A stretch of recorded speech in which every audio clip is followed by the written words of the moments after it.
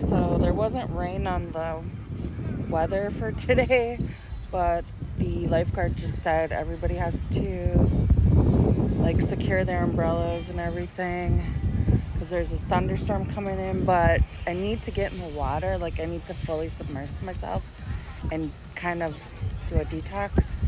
So I'm gonna do that, and hopefully it doesn't rain before I get out.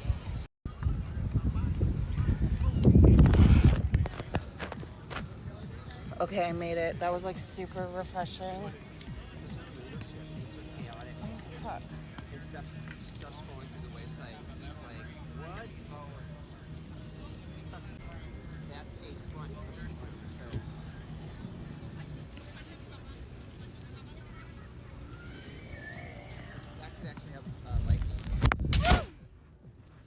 Okay. I'm going home before I get trained.